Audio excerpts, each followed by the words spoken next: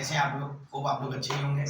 हम लोग ने ईथर का लास्ट नोमेनक्लेचर सब किया था। आज हम लोग और आगे जा रहे हैं ताकि आज अपना ये स्ट्रक्चर हो जाए। आज स्ट्रक्चर ऑफ ईथर है, फिर फिजिकल प्रॉपर्टीज है, अरे मतलब यूजेस है, स्ट्रक्चर है, ग्राउंड ईथर है और मेन पार्ट है प्रिपरेशन। आज पहला प्रिपरेशन होगा और आगे का जो बच्चा ही रहेगा प्रिपरेशन और रिएक्शन वो कल हो जाएगा। तो मतलब कल ये चैप्टर मेरा खत्म हो जाएगा। उसके बाद दूसरा ऑर्गेनिक चालू करेंगे या आपको कमेंट करना कि आपको कौन सा टॉपिक चाहिए, तो मैं वो टॉपिक चालू करूँगा। ठीक है, thank you. Now we are starting with the lecture. Now I start with the structure of ether. Ether का फॉर्मूला आपको पता है, ROR होता है, लेकिन R की जगह मैंने अल्काइल ग्रुप लगा दिया। डाईथाइल ईथर है। ध्यान से देखना इसका बॉन्ड एंगल कितना है, बॉन्ड लेंथ कितना है।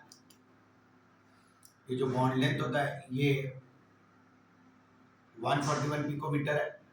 ये जो बॉन्ड एंगल होता है, ये वाला जो एंगल है ये होता है 111 degree 7 minute.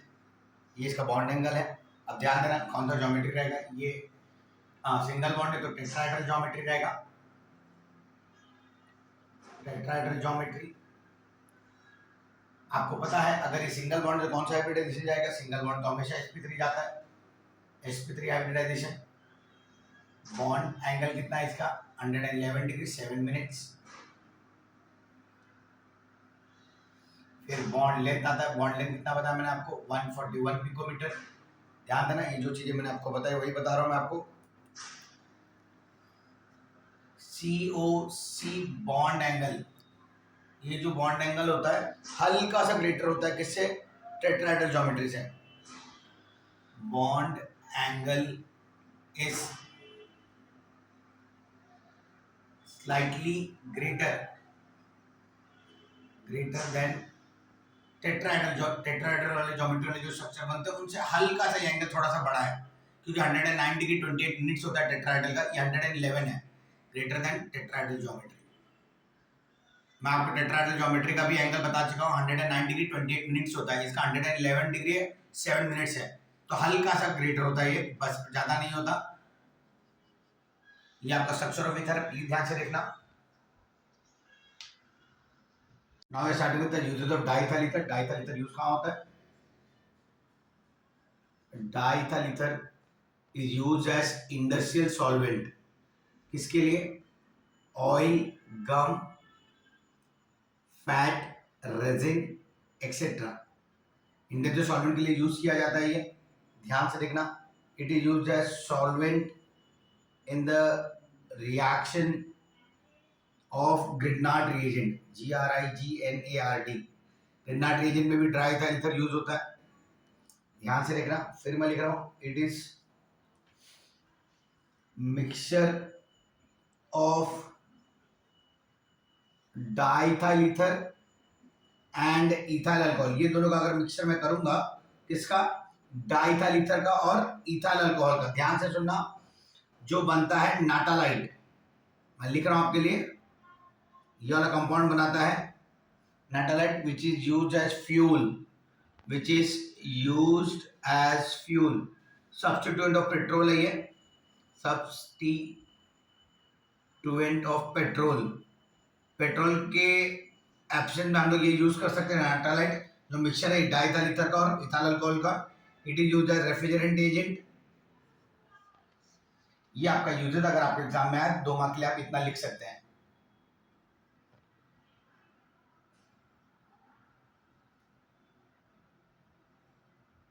Now we are starting with the ground ether. ध्यान से देखना, इंपॉर्टेंट पार्ट है। किसने डिस्कवर किया था? चार्ल्स जे पीटरसन ने। चार्ल्स जे पीटरसन डिस्कवर्ड मैक्रोसाइक्लिक। ध्यान से सुनना, चार्ल्स जे डिस्कवर ने किया था macrocyclic polyether, which is a organic compound, organic compound, ध्यान से सुनना, which is the organic compound with molecule containing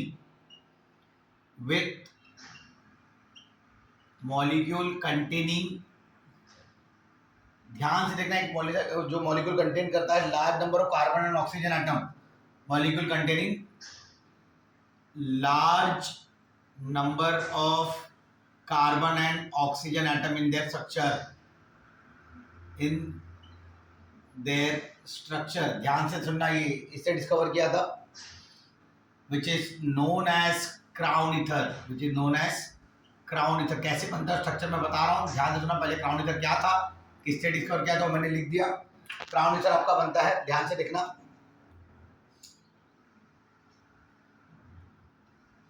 benzene का स्ट्रक्चर जैसे होता है वैसे ही कर रहा हूँ। 1 2 3 4 5 6 दिख रहा है आपको, ये 6 ऑक्सीजन एटम लिखा, 6 ऑक्सीजन एटम है।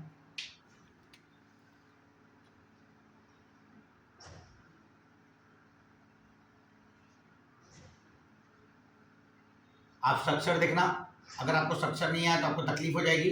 ये जो डॉट है वो CH2 ग्रुप है, वो सारी चीजें मैं आपके लिए लिख दूंगा।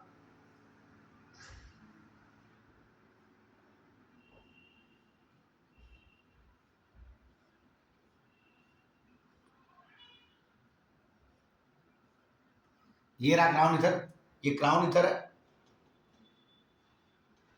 इसका फॉर्मूला होता है N क्राउन M ईथर। इसके अंदर N क्या होता है और M क्या होता है पूरा लिखना है अपने को।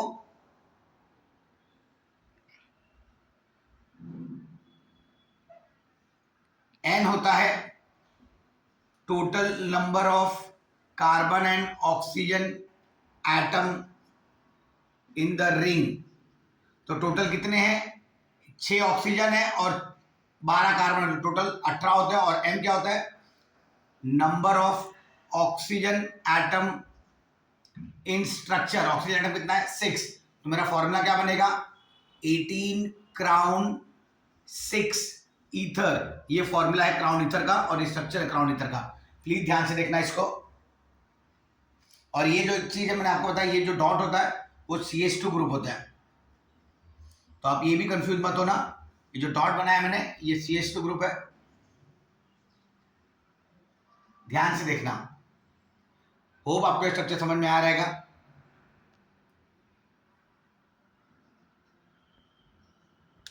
पहला preparation from alcohol dehydration, intermolecular dehydration है, मतलब इथाइल अल्कोहल का इस्तेमाल करके उसके अंदर पानी मॉलिक्यूल बाहर जाएगा और फिर आपका ईथर बन जाएगा। ध्यान से देखना, मैं इथाइल अल्कोहल यूज कर रहा हूँ, C2H5OH इथाइल अल्कोहल है। एक और है लेकिन मैकेनिज्म बताने के लिए मैं इस तरीके से लिख रहा हूँ, OHOC2H5। देख लीजिए ये भी इथाइल अल्कोहल है।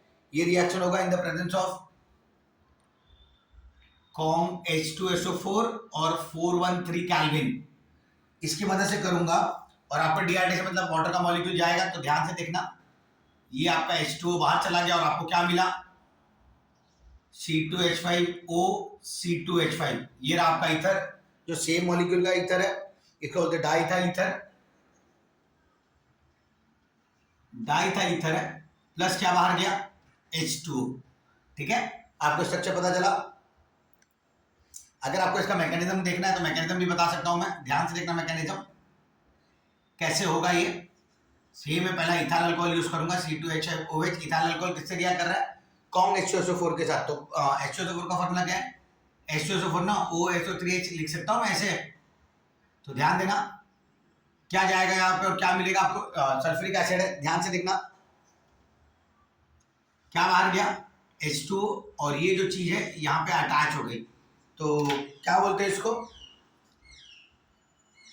C2H5OSO3H ethyl hydrogen sulphate. क्या नाम है इसका, इथाइल हाइड्रोजन सल्फेट। इसको मैं फर्दर रिएक्ट करूंगा, C2H5OSO3H।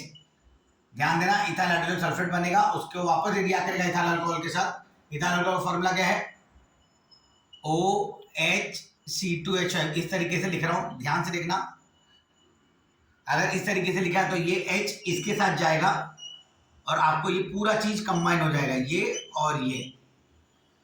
तो आपको मिला क्या, C2H5O C2H5 डाइथाइल ईथर बना। जो मैकेनिज्म था उसका मैकेनिज्म बताया और क्या बाहर गया, H2SO4 बाहर चला गया। ये इसका मैकेनिज्म है और ये इसका रिएक्शन है।